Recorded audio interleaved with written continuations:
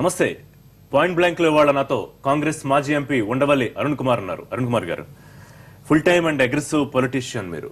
So రాజకీయాల్లో ఒక వెలిగిన అరుణ్ కుమార్ ఇవాళ రాజకీయ సన్యాసం తీసుకున్నారా లేకపోతే మౌనంగా ఉండిపోయారా? మధ్య మాట్లాడుతున్నాగా మౌనంగా ఉంటుంది. రాజకీయ సన్యాసం ఏం కాదు, ఎలక్టోరియల్ పాలిటిక్స్ అంటే ఎన్నికలలో పోటీ చేసే ఇంకా 60 ఏళ్ళు వచ్చాయి కాబట్టి ఇక ముందు ఎన్నికల్లో పోటీ చేయకూడదు అనేది నా వ్యక్తిగత నిర్ణయం. అది నేను చాలా ముందే ప్రకటించాను, ఈ ఆంధ్ర గొడవలు రాకముందే ప్రకటించాను ఎన్నికల్లో పోటీ చేయనని. రాజకీయాల్లోనే ఉంటాం, రాజకీయాల్లో లేకుండా ఇంకెక్కడ ఉంటాం. రాజకీయాల్లో ఏ పార్టీలో ఉంటారు ప్రస్తుతానికి? ఏ పార్టీలో ఉన్నారా లేకపోతే? రాజకీయాల్లో ఉన్నటువంటి ఏదో ఒక పార్టీలో ఉండాలి అనేటువంటిది కరెక్ట్ కాదండి. మనందరం రాజకీయాల్లో ఉన్నాం, మాకన్నా మీరు ఎక్కువ రాజకీయాల్లో ఉన్నారు. రాజకీయ ప్రమేయం లేకుండా ఈ దేశంలో ఏ వ్యక్తి కూడా మనజాలడు. ఎక్కడ హిమాలయాలకు పోయి లేకపోతే హరిద్వార్లోనూ సన్యాసం స్వీకరించాలి తప్ప మనం పొద్దున్న లేచినప్పటి నుంచి సాయంకాలం వరకు జరిగే ప్రతి పని మీద, మనం చేసే ప్రతి పని మీద రాజకీయాల ప్రభావం ఉంటుంది. మరి దాన్ని ఎందుకు 40 ఏళ్ల పాటు సుదీర్ఘ రాజకీయం చేశారు కాంగ్రెస్ పార్టీలో ఉండి? పార్టీలో చేరాను, నాకు ఇష్టమైంది పార్టీని. రాజకీయం యాక్టివ్ ప్లేయర్స్, ప్యాసివ్గా ఉండేవాళ్ళు ఉంటారు. రాజకీయాల్లో మనం జరుగుతున్న గేమ్లో మనం బంతిగా ఉండాలా, ప్లేయర్గా ఉండాలా అంటే ప్లేయర్గా ఉండాలని కోరుకున్నాను. అందుకని పార్టీలో చేరవలసి వచ్చింది. ఓటమి భారంతో ఈ మాటలు వస్తున్నాయా? నేను ఓటమి ఏం చెందలేదు. నేను ఎలక్షన్ పోటీ చేయలేమన్నా. ఎలక్షన్ గురించి కాదు, అంతకుముందు మీరు చేసిన పోరాటం గురించి. అది ఓటమి కాదు, అది ఒక ద్రోహం జరిగింది. అది ఓటమి కాదండి. యుద్ధంలో ఎదుర్కొన్న దెబ్బలాట్లో ఓటమి అయితే ఓటమి అంటారు, కానీ నేను మీతో దెబ్బలాడుతుంటే వెనక నుంచి ఎవడో కాల్చేస్తే అది ఓటమి అంటారు. సో కాంగ్రెస్ పార్టీ, తల్లి లాంటి కాంగ్రెస్ పార్టీ వెన్నుపోటు పొడిచింది. కాంగ్రెస్తో మేము పోరాడుతుంటే బీజేపీ వాళ్ళు వెనక నుంచి పొడిచారు. కాంగ్రెస్ పార్టీ కదా వెన్నుపోటు? కాంగ్రెస్ పార్టీ డైరెక్ట్గా చెప్పారు, మేము ఎట్టి పరిస్థితుల్లో ఇచ్చి తీరుతాం, ఆంధ్రాలో కాంగ్రెస్ పోయినా పర్వాలేదు, ఏమైనా పర్వాలేదు, మేము ఇచ్చేస్తున్నాం స్టేట్, మీకు ఏం కావాలో అడగండి, స్టేట్ ఇవ్వడం అనేది ఆపలేము అని క్లియర్గా చెప్పారు. ఎన్నాళ్ళ ముందు చెప్పారు అరుణ్ కుమార్? జూలై 30 వాళ్ళు ప్రకటించిన రోజు నుంచి వెళ్తే ఇదే చెప్పేవారు. మేమేమనుకున్నామంటే ఏదైతే రూల్స్ ఉన్నాయో ఆ రూల్స్కి విరుద్ధంగా జరిగితే బీజేపీ వాళ్ళు ఖచ్చితంగా అడ్డం పెడతారని నమ్మాం మేము. ఎందుకంటే అపోజిషన్ వాళ్ళు మాతో చెప్పేవారు, వాళ్ళు ఇది జరగనేమో. కానీ అపోజిషన్ అడ్డుపడుతుందని నమ్మిన మీరు ఇన్నాళ్ళు రాజకీయం చేసి 25 మంది ఎంపీలను ఇక్కడ మీరు గెలిపించుకుని మీ హైకమాండ్ మీద ఎందుకు పోరాడలేకపోయారు? హైకమాండ్ పోరాటమే, అందుకే ఎక్స్పెల్ అయ్యాం. ఇక దాని పీక్ ఏముంటుంది, మా గవర్నమెంట్ మీద మేమే నో కాన్ఫిడెన్స్ మోషన్ పెట్టాం. మంత్రులందరూ కూడా వ్యతిరేకించి వెల్లోకి వెళ్ళారు. ఎక్కడేం జరుగుతుందో ఇది? మంత్రులందరూ ఆ మంత్రివర్గ తీర్మానాన్ని వ్యతిరేకిస్తూ వెల్లోకి వెళ్ళి గొడవ చేస్తుంటే అపోజిషన్ వాళ్ళందరూ కూడా ఎప్పుడు లాస్ట్ మినిట్, ఎప్పుడైతే అసెంబ్లీలో తీర్మానం వ్యతిరేకించబడిందో, ప్రెసిడెంట్ పంపిన రెఫరెన్స్ని ఎప్పుడైతే అసెంబ్లీ వాయిస్ ఓటు తోటి తిరగొట్టి పంపిందో అప్పుడు అనుకున్నాం ఖచ్చితంగా ఇది బీజేపీ వాళ్ళు ఒప్పుకోరు. ఎందుకంటే ఇది ఎలా పెడతారు ఈ బిల్లు, అసలు పెట్టినా ఈ బిల్లు ఇది కరెక్ట్ కాదు, ఎందుకంటే అది బీజేపీ స్టాండ్. మీకు కానివ్వండి, మీ ఎంపీలకి లేకపోతే మంత్రులకి తెలుసు విభజన అనేది అనివార్యం అని చెప్పి, కానీ చివరిదాకా కోర్టులని లేకపోతే కేసులని లేకపోతే రాష్ట్రం కలిసే ఉంటుంది అని ఆంధ్రప్రదేశ్ మోసం చేయలేదా? మోసం అంటే ఇప్పుడు అసెంబ్లీ తీర్మానం లేకుండా ఎప్పుడు జరగలేదండి. అసెంబ్లీ తీర్మానం జరగదు అనుకున్నాం. మోసం అనేది చాలా పెద్ద పదం. దిగ్విజయ్ మొదటి నుంచి చెప్తూ ఉన్నారు, మీకు తెలియదు, అందరూ చెప్తున్నారు, వినండి. దానికి ఒక ప్రొసీజర్ ఉంది. ఆ ప్రొసీజర్ ప్రకారం మీరు కారు వేసుకుని వెళ్తాను బయటకు అన్నారు అంటే, మీరు కారు వేసుకెళ్తున్నప్పుడు లెఫ్ట్ సైడ్ ఉండాలి, నువ్వు స్లోగా డ్రైవ్ చేయి, 40 కిలోమీటర్స్ దాటుకో, బెల్ట్ పెట్టుకో, జాగ్రత్తగా వెళ్ళిరా అని చెప్పి నేను చెప్పాను. చెప్తుంటే సరిగ్గా మెయిన్ రోడ్ ఎక్కేటప్పటికి ఎవడో రైట్ సైడ్ నుంచి వచ్చి అడ్డంగా మిమ్మల్ని గుద్దిపారేసాడు. మీరు వెనక్కి వచ్చి ఇలా అడ్డంగా వచ్చి గుద్దేస్తాడని నాకు నువ్వు చెప్పలేదు, ఎంత మోసం చేసావు నువ్వు నన్ను అంటే. మోసం చేసినట్టు అది రూల్ ప్రకారం పోతుంది అనుకున్నాం. రూల్ విరుద్ధంగా ఎవడో వచ్చి గుద్దేస్తే నేను మోసం చేయడం ఏంటి? మేము రూల్స్ ఫాలో అయ్యాం, మేము పద్ధతి ప్రకారం వెళ్ళాం. ఖచ్చితంగా అసెంబ్లీలో ఎప్పుడైతే అయిందో ఆ రోజు అనుకున్నాను నేను ఇది ఆపుతారని. అందుకే కోర్టులో తర్వాత వేశాను. నేను కోర్టులో వేసినటువంటి పిటిషన్ ఇవాళ నేను పర్సూ చేస్తుంది కూడా అందుకే. కానీ వచ్చిన ఇమేజ్ లేకపోతే ప్రజల పర్సెప్షన్ చూస్తే మీరందరూ చివరి దాకా పదవులు పట్టుకు వేలాడారు, మీకు తెలుసు విభజన జరుగుతుందని, కానీ పదవులు పట్టుకుని వేలాడడం కోసమే ఇటువంటి డ్రామాలు ఆడారు అని చెప్పి. మొత్తం డ్రామా ఆడించింది మీరు, మీడియా ఆడించింది డ్రామా అంతా. ఏ రకంగా ఇలాగే మాట్లాడి ఏం కావాలో ప్రజలకన్నా చెప్పలేదు. ఎవడన్నా వచ్చి ఆ చిరంజీవి వెళ్ళొచ్చి యూటీ చేస్తారట హైదరాబాద్ అనగానే చిరంజీవి గడ్డి బొమ్మలు తగలబెట్టారు, తగలబెట్టి చూపించారు. ఆ ఊళ్ళో తగలబెడుతున్నారు కాబట్టి ఈ ఊళ్ళో తగలబెట్టారు. ఏం కావాలి మనకన్నది పక్కన పెట్టి ఎలా విడదీస్తారో చూద్దాం. లోపలికెళ్ళి ఏం మాట్లాడినా బయటకు వచ్చి అంతా సానుకూలంగా ఉంది, అంతా సవ్యంగా అని చెప్పింది మీరు కదా. ఎప్పుడూ చెప్పలేదు. చాలా వ్యతిరేకత జరుగుతుంది, చాలా వ్యతిరేకత జరుగుతుంది. ఎవరు చెప్పలేదు, ఎవరు చెప్పలేదు. పురంధేశ్వర్ కావచ్చు. అసలు లోపలంతా సవ్యంగా జరుగుతుందంటే వెల్లోకి ఎందుకు వెళ్తామండి? రూలింగ్ పార్టీ వాళ్ళు వెల్లోకి ఎందుకు వెళ్తారు? అంత సవ్యంగా జరుగుతుంటే ఏమీ సవ్యంగా జరగలేదు. మనకి ఇంత ముందు కూడా చెప్పాను నేను, ఉద్యమం అనేది మనకు అచ్చి రాలేదు.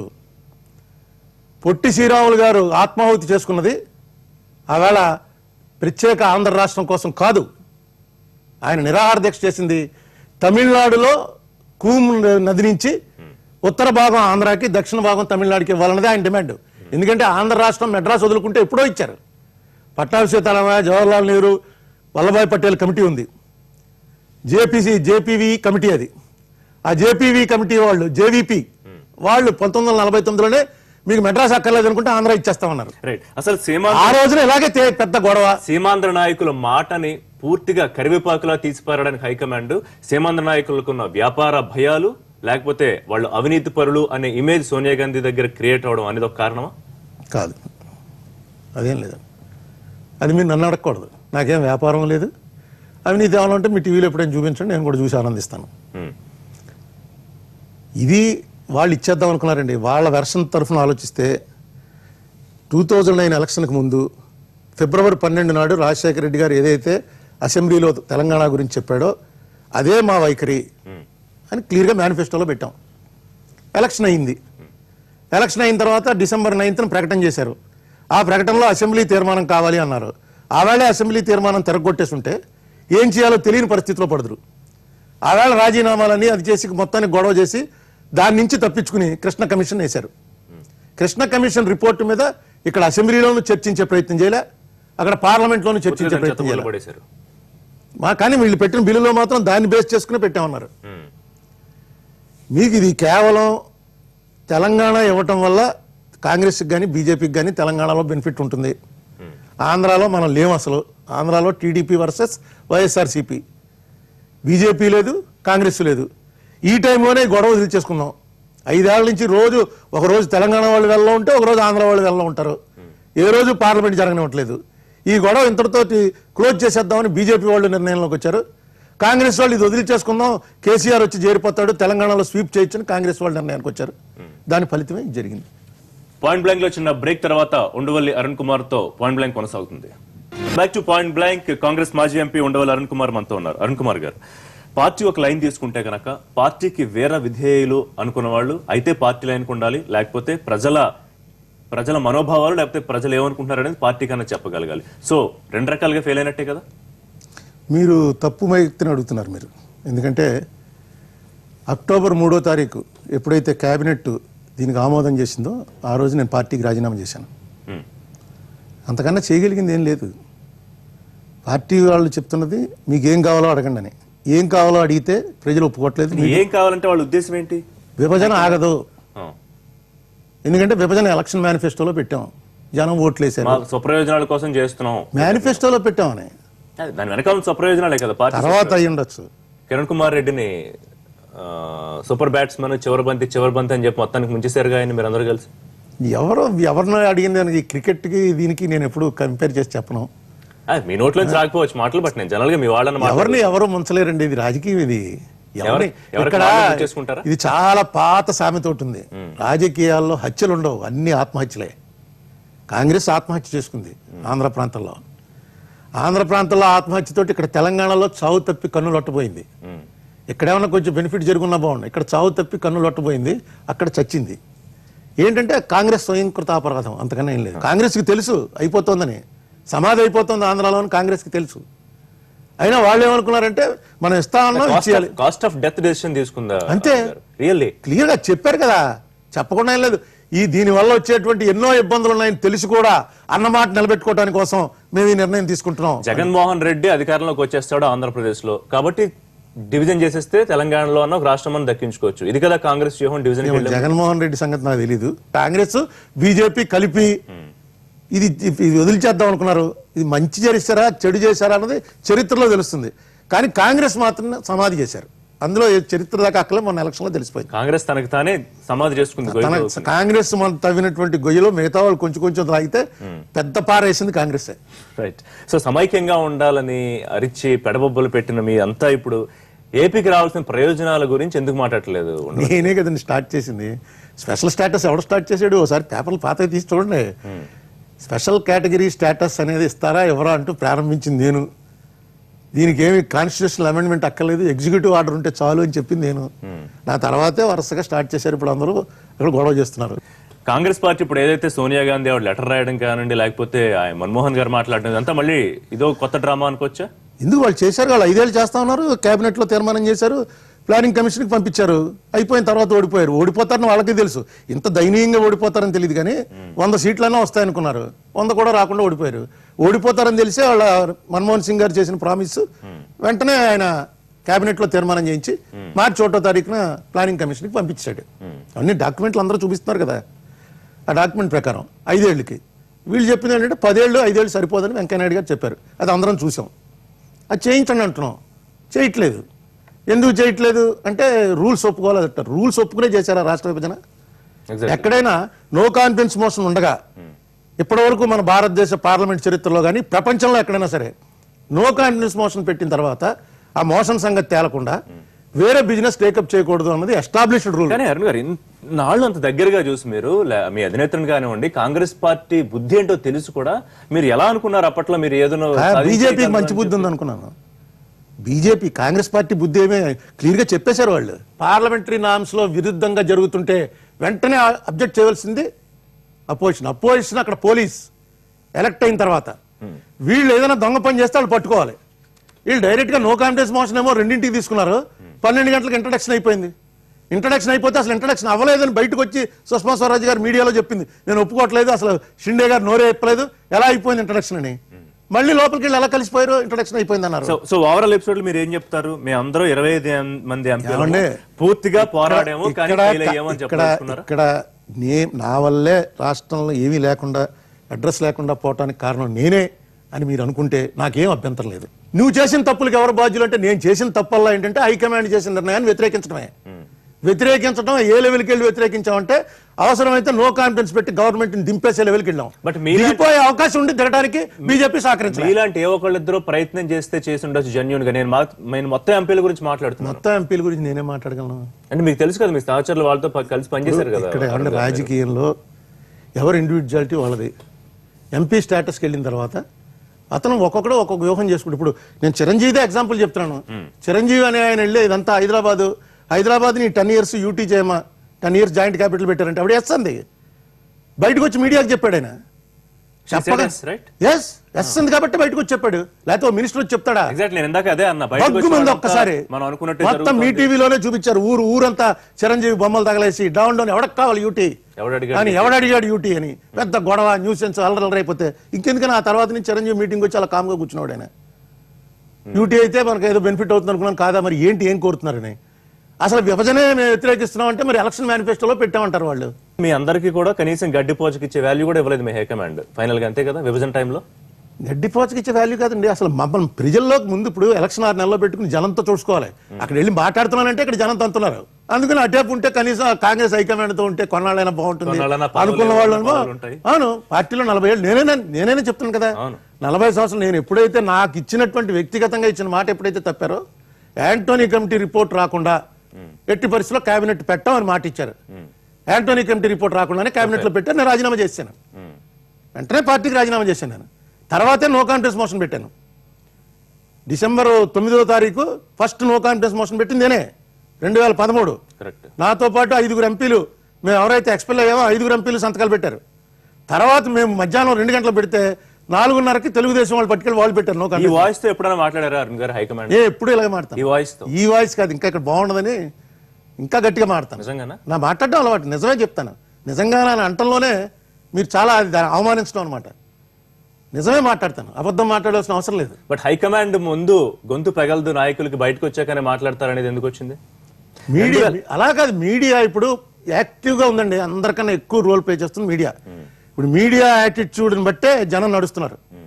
అది వచ్చేసింది పరిస్థితి. జనాలకు కావాల్సిందే మీడియాలో ఏం జరుగుతోంది అన్న దాన్ని బట్టి పొలిటీషియన్ అన్నవాడిని తిడితే జనం లైక్ చేస్తున్నారు. ఎందుకంటే politician is the most hated community. జనంలో అలా వచ్చేసి ఇక్కడే కాదు, త్రూ అవుట్ ద వరల్డ్. మీరు నన్ను ఇక్కడ కూర్చోబెట్టి అనేవాడు ప్రజల కోసం పనిచేస్తే ఎలా ఉంటుందో మనం ఢిల్లీలో చూస్తాం. ఆయన పొలిటీషియన్ ఇంకా కాదు, ఇప్పుడు అవుతాడు. పొలిటీషియన్ కాకే కాంగ్రెస్ లో ఉన్న వాళ్ళు అలాంటి స్ట్రాటజీ ఉంటేనే పొలిటీషియన్ లెక్క పెట్టుకోవాలా? కాదు, కాంగ్రెసే కాదు, అక్కడ ఓడించింది మోడీని, కాంగ్రెస్ కాదు. Of course. అందుకని అక్కడ అతను ఎవరంటే కేజ్రీవాల్ అన్నవాడు రావటం అనేది నా లెక్క ప్రకారం ఈ దేశంలో జరిగినటువంటి స్వాతంత్రం వచ్చిన తర్వాత జరిగినటువంటి మార్పుల్లో అతిపెద్ద మార్పు, పబ్లిక్ యాటిట్యూడ్ లో అతిపెద్ద మార్పు కేజ్రీవాల్ గెలవటం అక్కడ. దాన్ని మనం ఇన్వైట్ చేయాలి. అతను నిలబడాలి. అతను ఇప్పుడు నడపలేకపోయాడు అనుకోండి, అల్టిమేట్ గా డెలివరీ చేయగలడా లేదా అన్నదే కౌంట్ చేస్తుంది. రాజశేఖర రెడ్డికి అత్యంత సన్నిహితంగా ఉండే ఉండవల్లి జగన్కి ఎందుకు సన్నిహితం కాలేకపోయారు? రాజశేఖర రెడ్డి గారు అనే మనిషి ఆయన నేను కలవటానికి కారణమే కాంగ్రెస్ పార్టీ. ఆబ్వియస్లీ కాంగ్రెస్ పార్టీలో ఉన్నాను కాబట్టే నాకు రామచంద్రరావు గారు మా దగ్గర ఎమ్మెల్సీ పోటీ చేసినప్పుడు పరిచయం అయ్యాడు 1980లో. ఆయనకి రాజశేఖర రెడ్డి క్లోజ్ కాబట్టి ఆ రకంగా రాజశేఖర రెడ్డి క్లోజ్ అయ్యాం. మా మధ్య ఉన్నటువంటి సంబంధం కేవలం రాజకీయ సంబంధమే తప్ప అంతకు మించి మేము ఎప్పుడూ యాక్సెస్ వెళ్ళలేదు, అంతకు మించి మాట్లాడలే. రాజశేఖర రెడ్డి గారి కొడుగ్గా జగన్మోహన్ రెడ్డి తెలుసు, చిన్నప్పటి నుంచి చూస్తున్నాను తెలుసు. నాలాగా ఎంతో మంది 1,00,000 మంది చూస్తూ ఉంటారు. నేను అంత క్లోజ్ కాదు. జగన్కి అంత క్లోజ్ కాదు. జగన్మోహన్ రెడ్డి గారితో ఆయన బాగా పరిచయం ఉంది, బాగా మాట్లాడు, నాతోటి చాలా గౌరవంగా ఉంటాడు. కానీ నేనేమి అంత క్లోజ్గా ఆయన ఏం చేస్తున్నాడు అని తెలుసుకునేంత క్లోజ్ కాదు. నేను కాంగ్రెస్లో ఉన్నాను, ఆయన కాంగ్రెస్లో బయటకు వెళ్ళిపోయాడు, మా రిలేషన్ కట్ అయిపోయింది. పాయింట్ బ్లాంక్ లో మరో చిన్న break. Welcome back to point blank. అవినీతి అంటే ఎక్కడ అవినీతి ఉంటే అక్కడ ప్రశ్నిస్తాను, పసిగడతానని చెప్పారు మీరు ఒకసారి. మీకు ఇక్కడ రాష్ట్రంలో లేకపోతే కాంగ్రెస్ హయాంలో మార్గదర్శి అవినీతి తప్ప ఇంకే అవినీతి కనిపించలేదు అరుణ్ గారు? ఏం మీకు కనిపించలేదు, నేనేం చేయను. నేను ఏమైనా బయట పెట్టాను అనుకోండి, దాన్ని మీరు మీడియా వాళ్ళు చూపించరు. మీడియా వాళ్ళు చూపిస్తేనే మనం అవినీతి బయట పెట్టినట్లు లెక్క, లేకపోతే పెట్టినట్లు లెక్క. ఆ మార్గదర్శి ఆ రామోజీరావు అనే మనిషి పెద్ద పేరున్న మనిషి కాబట్టి అదేదో పెద్ద సర్క్యులేషన్. అంతకుముందు నేను 13 పబ్లిక్ ఇంట్రెస్ట్ లిటిగేషన్లు వేశాను.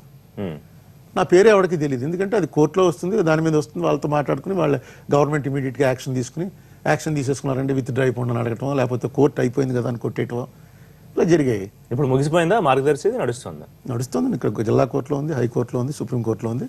ఇంప్లీడ్ అవుతున్నాను, ప్రస్తుతం ఖాళీగా ఉన్నాను కాబట్టి మార్గదర్శి. రాజశేఖర రెడ్డికి అత్యంత సన్నిహితుడు కాబట్టి మీరు ఆయన ఎవరి మీద అయితే పగ తీర్చుకోవాలో వాళ్ళ మీద మిమ్మల్ని ఒక అస్త్రంగా ఉపయోగించేవాడు, కరెక్టేనా? మీకు ఇక్కడే కొంచెం క్లారిటీ ఎక్కడ తేడా వస్తుందంటే, రామోజీరావు గారు తప్పు చేశాడా లేదా అన్నది వదిలేసి రాజశేఖర రెడ్డి అరుణ్ కుమార్ను వాడుతున్నాడు అన్నదే పబ్లిసిటీ ఇచ్చారు. కానీ రామోజీరావు గారు తప్పు చేయకపోతే 2,300 కోట్లు షేర్లు అమ్మేసుకుని వచ్చి ప్రజలందరికీ డబ్బులు ఎందుకు బాకీలు తీర్చేస్తాడండి? అరుణ్ కుమార్ చెప్తే తీర్చేస్తాడా? అరుణ్ కుమార్ అన్నవాడు ఎంత, నా స్థాయి ఎంత రామోజీరావు ముందు, నేను అంత మనిషిని. రామోజీరావు లాంటి ఒక పెద్ద ఎంపైర్ అరుణ్ కుమార్ లాంటి వాడు ఏదో వాగితే వెంటనే అంబానీకి అమ్మేసి 2,300 కోట్లు తీసుకొచ్చి అప్పులు తీర్చేస్తాడు. మీ వెనకాల రాజశేఖర రెడ్డి లేకపోతే అంత ఎంపైర్ మీరు కూడా ఢీ కొట్టేవారు కాదేమో. ఇది అసలు ఢీ కొట్టడమే కాదు, కేసు వేయడం అంటే ఢీ కొట్టడమే కదా. ఒక కేసు నేను వేయలేదు, కంప్లైంట్ ఇచ్చాను. మా ఇంట్లో జరిగింది. మీరు మళ్ళీ 7 ఏళ్ళు వెనక్కి వెళ్ళిపోతున్నారు. మా ఇంట్లో జరిగినటువంటి మార్గదర్శి చిట్స్, మా మదరు మార్గదర్శి ఫైనాన్షియల్లో దాచుకున్నటువంటి డబ్బు, ఆ డబ్బు ఎప్పుడు కరెక్ట్గానే ఇచ్చేవారు. నేనే వాళ్ళు ఎగ్గొట్టారని కూడా ఎప్పుడు చెప్పలే. సడన్ గా ఓ రోజు ఏం చేశారంటే 50,000 అవి తీసుకోవట్లేదు, 1,00,000 అయితేనే తీసుకుంటాం, లేకపోతే మీ డబ్బు మీరు వెనక్కి తీసుకెళ్ళిపోండి అన్నారు. అని వచ్చిన లెటర్ల మీద మా రామోజీరావు హెచ్యుఎఫ్ అని ఉంది సంతకం. ఈ హెచ్యుఎఫ్ ఏంట్రా, ఇది మార్గదర్శి ఫైనాన్షియల్స్ కదా అని అప్పుడు దీన్ని లాగాను బయటికి. కంప్లైంట్ ఇచ్చాను. ఇస్తే రామోజీరావు గారు దాన్ని పెంచుకున్నాడు. వచ్చి అరుణ్ కుమార్ అబద్ధాలు ఆడుతున్నాడు, మన రాజశేఖర రెడ్డి నా మీద ప్రయోగించాడు అని ఆయన కెలికాడు. దేశంలో ఎక్కడ అవినీతి జరిగినా మీరు రెస్పాండ్ అవుతారా, లేకపోతే రాష్ట్రం వరకు పరిమితం? మీరు చెప్పండి. శారదా స్కామ్, శారదా స్కామ్ అరెస్టే లోపలికి వెళ్ళిపోవడం మీద ఏంటంటే రెస్పాండ్ ఇలాగే అడిగారు. జగన్మోహన్ రెడ్డి మీద ఎందుకు రెస్పాండ్ అవ్వలేదు? సత్యం కంప్యూటర్స్ అడగబోతున్నాను. నేను రెస్పాండ్ అయ్యి వెళ్ళి జైల్లో ఉండొస్తే అతను జగన్ ఇప్పుడు ఈ బయట పెట్టడం ఎప్పుడు వస్తుంది? మిగతా వాళ్ళు ఎవరు జగన్ అవినీతి గురించి సాక్షాత్తు సోనియా గాంధీ ఆవిడ ఎలక్షన్ టైంలో ఆవిడ మాట్లాడింది, లేకపోతే అందరూ 1,00,00,000 అన్నారు. బట్ మీరు ఎప్పుడు ఆయన అవినీతి గురించి కానీ లేకపోతే మీరు ఇంప్లీడ్ అయ్యే ప్రయత్నం ఏమైనా చేశారా?